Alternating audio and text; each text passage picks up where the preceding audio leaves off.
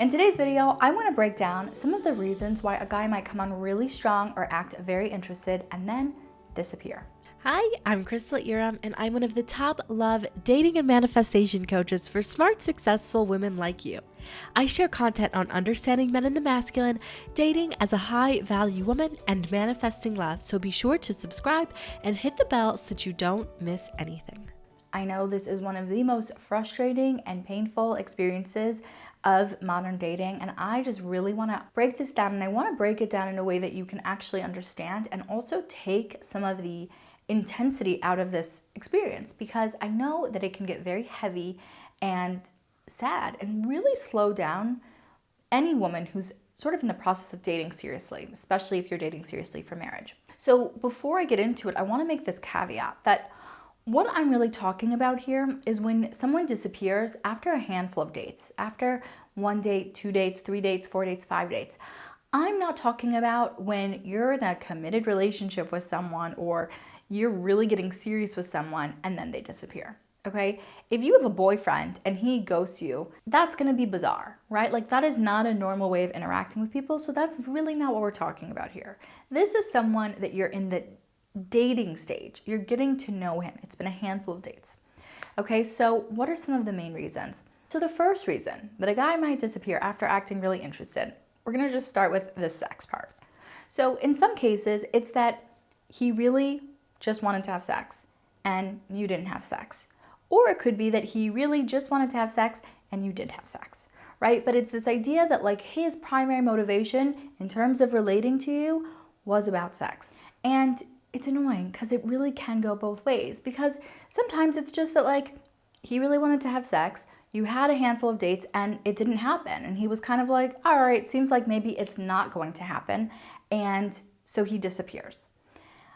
I know that's really frustrating and hurtful, but honestly, it's like he's doing you a favor, because if that was really how he was approaching things with you, it's not likely that that was going to be someone that would ever turn into something really lasting. It sucks when it happens, but it's worth knowing earlier on. If that was his primary motivation, that's just not your person. And it doesn't make him bad or wrong.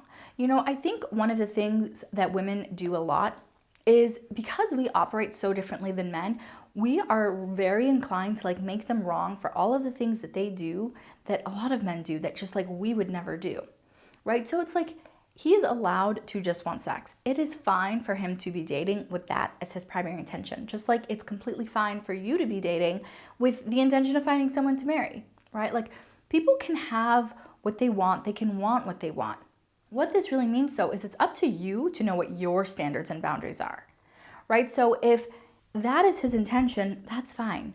Don't make him bad or wrong for that. And you know, it's not just about saying like, oh, don't blame men, let them off the hook for things. This is really for your benefit. When we're talking about manifestation, if you are constantly telling the story about how wrong and how bad guys are for doing these things that like they're allowed to do, it's just going to make it harder for you to connect with the kind of men that you want. When you're focusing on them doing these things that you don't want them to do, that's where you're focusing. Right? So it's like you're telling your brain, look out for these bad behaviors from men, right? Like, this is all that happens with men.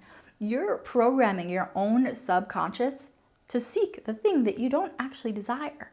So you want to stay very aware of that. When someone acts in a way that's not aligned with what you want, instead of making them wrong or bad, you want to just try to let the story go, right? And it's like, okay, this particular thing happened. I don't have to add a whole lot of story to it, and I can just move on. So that's sort of the first scenario. And then the other scenario is that he wanted to have sex and you did have sex. And that's all that he wanted from the dynamic, and so he disappears. This, I find, is very painful for most women. You know, I know that a lot of dating coaches will give advice and they'll say things like, this is why you should not have sex before you're in a committed relationship, or this is why you have to go on, I don't know, 7 dates, and that's when you can sleep with him. I don't believe in setting arbitrary rules like that, because I think they're arbitrary. And I don't think that they ultimately serve you, because they don't work across the board, right? Like, there's probably guys that you have slept with very early on and it still went on to become a relationship. And there's plenty of women that are married to guys that started out as one night stands. So there's no like hard and fast rule. Or you could wait 6 months and sleep with someone and it still doesn't work out. None of these hard and fast rules really work. And the reason is because it's not the amount of time that's going to make a difference to the man in terms of whether or not he's going to move things forward. What you actually have to pay attention to and what is actually going to make a difference is how strongly does he feel towards you, right? How committed is he to getting to know you in a deeper way? How committed is he to moving forward a relationship with you? And that can happen in pretty much any amount of time. In some situations, a guy can know immediately, this woman could really be something special to me. And you could sleep with him very early on and things still move forward because he was already invested. Emotionally, he'd already decided this was someone I really want to get to know. And so that's actually what is going to make a difference. That's actually what you have to think about. Forget any of the arbitrary timelines because there's no magic number. There's no magic number of dates. It's how invested is he in this relationship and in me and in getting to know me in a deeper way. Sometimes it's hard to know, right? Like you may not necessarily know where he is. So here's what you need to do. You need to make sure that when you are making the decision to sleep with someone, you're doing it because that's what you want to do. Not because you're hoping to manipulate him or manipulate the situation or get some particular result, which is actually a way that a lot of women approach sex, right? Like we know, okay, guys like this, so I want to make sure that he knows that like it's going to be so good. I want him to know that like the chemistry is real between us. Like I want him to, think about me in this particular way. Right? So it's like you're going into it hoping to get something. You're hoping to prove something or get a particular result, right? And it's like, it's kind of manipulative for one, but also if it doesn't work, you're going to feel much more disappointed. What you have to think about is this actually something I have the desire to do? Based on the relationship I'm forming with this person, is this what feels best for me? Is this what seems right for me? Right? Not because he's pressuring me, not because I think he'll like me better, not because, I think that he'll commit to me, just because like this is where we are in the relationship. This seems like the next logical step. This is the choice that I'm making. This is what I want to do and this is what's best for me. And when you can do that without attachment, without saying like, oh, now that we're doing this, it has to mean this, everything just gets to be lighter and easier and unfold in a much more natural way and in a way that's going to feel a lot better for you. So that's really what you want to think about. Like if you sleep with him and he doesn't call, then what? Are you going to feel absolutely devastated? Are you going to feel like he used me? He took advantage of me? If that's the case, then don't do it, right? Like you have to make the conscious choice. Is this something that I want? Right? Like you're not like giving into him. You're not giving him something. It's a choice that you get to make. So that's really the first reason. So you just want to keep in mind that when it comes to sex, you're making the choice that's right for you. You're not doing it before you're ready. You're not doing it if you don't really want to, and you're not doing it in the hopes of getting something from him. You don't want to use sex as like a bargaining chip with him. Don't use it as a way of finagling commitment out of him when you don't really feel like the relationship is there or he's not really trying to move the relationship forward in that way. Here's what I mean. Sometimes women will wait until they're in the heat of a moment with the guy and they're like getting really hot and heavy and it's like very clear where things are headed. And she's like, wait a second, I don't like to sleep with more than one person at a time. Like, I really feel like if we're going to do this, we should just be sleeping with each other. And he's like, yeah, okay, fine, no problem. I'm not sleeping with anyone else. And it's like that night he's not, but maybe the night before, right? And it's like trying to like trick him into commitment, not trick him, but like manipulate him. You're trying to get it in the moment, knowing that like he wants a particular thing. First of all, I don't believe in exclusivity without a relationship. And so I wouldn't advise that because I think you're selling yourself short. And here's what I see as the difference. Sometimes people can be exclusive, but it's like there's still an opening where the commitment is not at the same level as if you were in a relationship. Now, not everyone is going to think about this exactly the same way, but it does sometimes happen that people are in this relationship where they're only hooking up with each other, and so they're exclusive, but they're not in a committed relationship. They're exclusively hooking up with each other. They're not in a committed relationship moving towards, a long term or a future or anything like that. So I would be really clear and make sure that you're on the same page if you decide to become exclusive. What does that actually mean? And definitely don't try to get it in the heat of the moment. It's just not a move that's actually going to get you closer to what you want. That sort of arrangement is not likely to last. It's not likely to be something that will actually be built upon. The second reason that a man might act really interested and then disappear is that he discovered that there was some big issue in terms of the compatibility or the energy that he wants to feel. The only reason that any man really chooses a particular woman is because of her energy, right? It's going to be the way that he feels around her, when he feels when he's with her and when he's thinking about her, right? It's like there's all sorts of women that he may be attracted to, but the reason that he's going to decide to be with someone versus just wanting to hook up with someone is going to be the energy that he gets from her. And so if at some point he realizes that the energy is not everything he wants, he may decide not to pursue the relationship any further. Or it could be that he has just realized that there's some major incompatibility. There's something about what you want for each other and your goals and how you're moving forward in life that's not a match. One of the things that's very challenging for women is that we can get very invested very early on. And while a man might be approaching dating to really vet you and get to know you, and he's really using that time to date properly, sometimes women are not doing that. The purpose of dating is vetting. It's really about vetting. It's about getting to know someone. It's about sifting through the information you're able to gather to determine, is this someone that I really could be with? A lot of women don't really use it for that, right? Like sometimes women get so excited about being in a relationship that they want to skip through dating. They're like, I hate dating. I don't want to do this part. Right? Like they just want to go to being in a relationship. They just want a boyfriend. But you can't do that. You've got to actually slow down and vet the person and get to know the person so that you don't end up in these relationships where you're like, why is this my boyfriend? Like we actually don't get along. We have nothing in common. We don't have the same goals. We don't have the same interests. We don't have the same values. And then it's like you find yourself 3 months, 6 months, 9 months down the line, and you just feel like you've wasted time because this was a person that was never right for you. But because you were so easy to stop dating and to actually get into a relationship, you ended up actually slowing yourself way down.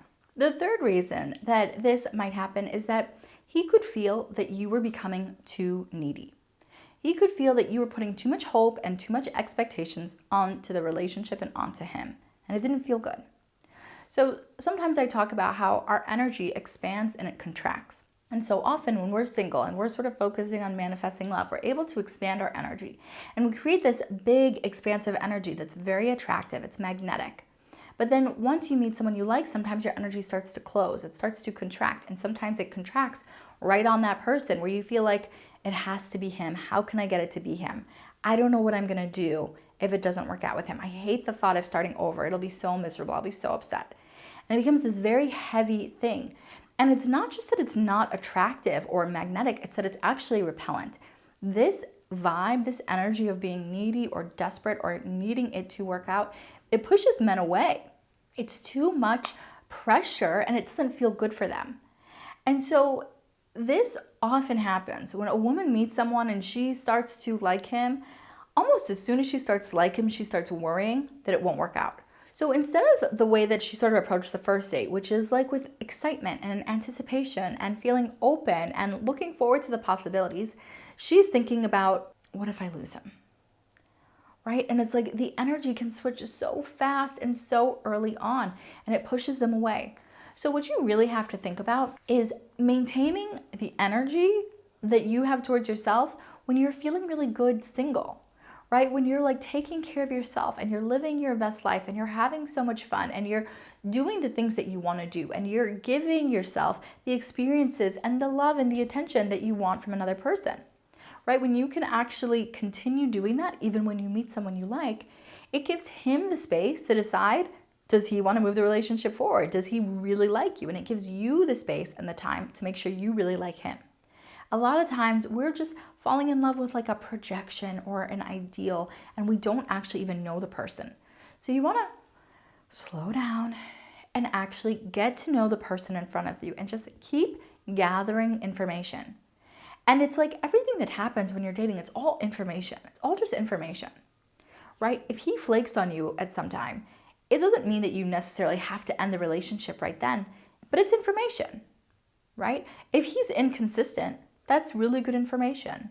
If you find out he lies to you, that's good information. If you see that he's really mean to people sometimes, that's good information. If he's kind of obsessed with his work and doesn't really seem to be able to incorporate anything else into his life, that's good information, right? It's all just gathering information, and you want to actually gather that information so that you can decide, is this someone that is really worth having in my life, that enriches my life and makes me happier? So the next reason I want to cover is probably the one that most of you are most afraid of. And that is that he has met someone else or he has gotten back together with an ex. And I know that this is probably where your mind immediately goes when someone seems to be pulling away or he seems to have disappeared. And I know that this is, for a lot of women, very painful to think of. But of course this happens sometimes, right? Like sometimes it just happens that people meet and the conditions are right and the energy just moves forward really quickly. And you're like, how could this happen? We were really getting to know each other. I thought it was going so well. It happens, okay? And so I know that it sucks and it does hurt and it's fine that it hurts. But what you don't want to do is make the other person, if you happen to know that that's the case, don't make them better than you. Sometimes women, people in general do this because we tell stories, like we're meaning makers. And so sometimes women will start telling this story that it's like, if I were more beautiful, if I were younger, if I were smarter, if I were funnier, if I were sexier, if I had done this differently, if something were different, I could have changed the way this happened. And it's like you can do this over and over again and sort of start to drive yourself crazy. Or we start trying to find out every single bit of information we can about this other person. Like, what does she have that I don't have? What did she do that I didn't do? What did I do wrong? Stop telling these stories that hurt yourself. Like, you're hurting yourself because you don't know. You are just making things up and they're making you feel worse. If you're going out with someone and you're starting to really like him and you're like getting excited, you're like, oh my God, this could really be something. Things are going so well. He has all the qualities that I like. And you're feeling really good about it. And then he disappears. There's like a couple of ways you can approach it, right? One way is that you tell the story that says, this always happens to me. No one ever chooses me. Why aren't I good enough? This is so unfair. Men are such assholes. They're the absolute worst. This is so frustrating. Maybe there's something wrong with me. Maybe I just don't get love and there's nothing I can do about it. I'm not doing anything wrong. It's just the men. It's my city. I live in the wrong city, clearly, because every guy here is a total jerk. There's no way I'm gonna have luck ever getting married in this city. I have to move. Why bother moving? Because even if I move, I'm still not gonna get love because no one ever wants me. Right? Like, that's one version of the story you could tell. Or you could tell a story that's like, I met someone that I really liked. That is freaking cool. It's been a while since I met someone I liked, and I love the reminder that there are great guys out there. And it was only 2 dates, but it was pretty fun. And if I could have 2 fun dates with him, then obviously I can have 2 fun dates with anybody else. I know that I am a great person. Of course I'm worthy of love. Of course I'm going to have love. And you know what? I'm so sure that I'm going to get love that I don't even care if it takes a few more months. Heck, even if it takes a few more years. Like, I have all the time in the world. I have all the time that I need. I'm just going to keep having fun. I'm going to keep exploring my interests. Oh, there was this thing that I wanted to do. I got to sign up for that. That reminds me. I'm going to make plans with some of my friends. I have so much going on.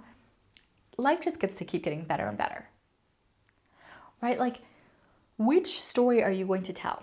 Sometimes we look at the circumstances of like a man disappearing and we just decide that that is wrong, it's inherently wrong, and it is inevitable that we are going to be miserable about it.